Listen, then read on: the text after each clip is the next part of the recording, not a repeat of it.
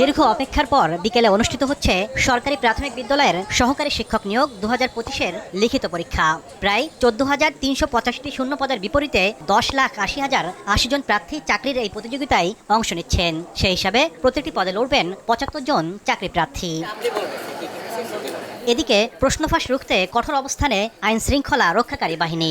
রাজধানীতে প্রশ্নফাঁসের ভুয়া প্রলোভন দেখিয়ে জনপ্রতি 6 থেকে 10 লাখ টাকা পর্যন্ত হাতিয়ে নেওয়ার অভিযোগে মাহবুব নামের এক প্রতারককে বৃহস্পতিবার আটক করে সেনাবাহিনী। পরে মাহবুবের দেওয়া তথ্যের ভিত্তিতে প্রশ্নফাঁস চক্রের মূল হোতা বিল্লাল হোসেনকে টাঙ্গাইল থেকে আটক করে র্যাব। সেনাবাহিনী জানায়, মাহবুব ও বিল্লাল হোসেন মিলে প্রশ্নফাঁসের মিথ্যা প্রলোভন দেখিয়ে অর্থ আদায় করতেন। বিল্লালের বাসা থেকে 40 থেকে 50 জনের সার্টিফিকেটও উদ্ধার করা হয়।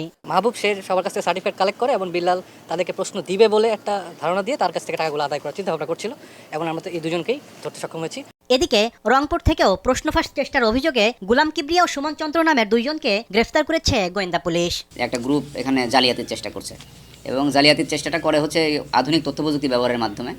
তা এরা একটা ডিভাইস ব্যবহার করে, সেই ডিভাইসের মাধ্যমে বাইরে থেকে এই উত্তরপত্রগুলো সাপ্লাই করা হয় এবং তারা এই অসৎ উপায় অবলম্বন করে পরীক্ষায় ভালো রেজাল্ট করে পরবর্তীতে চাকরিতে নিয়োগ পায়। এ চক্রের অন্যান্য সদস্যদের ধরতে অভিযান চলছে বলেও জানায় পুলিশ।